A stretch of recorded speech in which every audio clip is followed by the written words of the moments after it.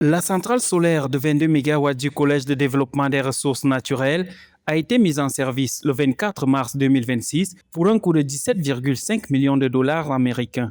Développée par Kiona Energy Limited en partenariat avec le Collège de développement des ressources naturelles et ZESCO Limited, elle s'inscrit dans la directive présidentielle zambienne visant 1000 MW d'énergie renouvelable dans les institutions publiques.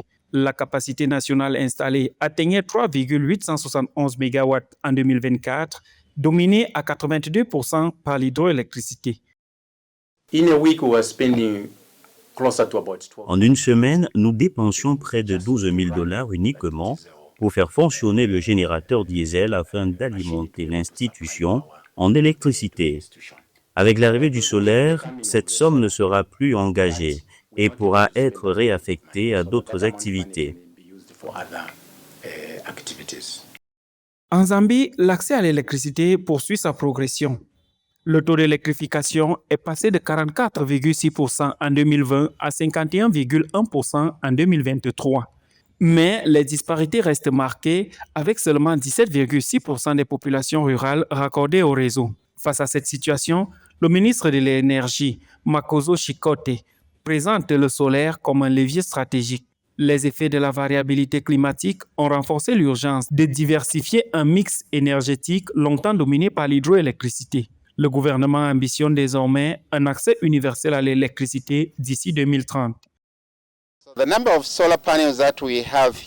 La centrale compte 35 420 panneaux solaires, chacun d'une capacité de 650 watts.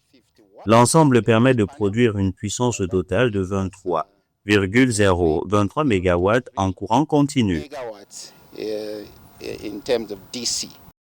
Selon les autorités énergétiques, l'électrification demeure un enjeu majeur en Zambie, notamment dans les zones rurales. Les investissements dans le solaire doivent permettre d'élargir l'accès à l'électricité, soutenir l'activité industrielle et améliorer les services publics. Ces dernières années, plusieurs centrales photovoltaïques ont été lancées pour renforcer le réseau national. À travers cette stratégie, le gouvernement zambien ambitionne de bâtir un système énergétique plus résilient, capable d'accompagner la croissance économique et les besoins de formation.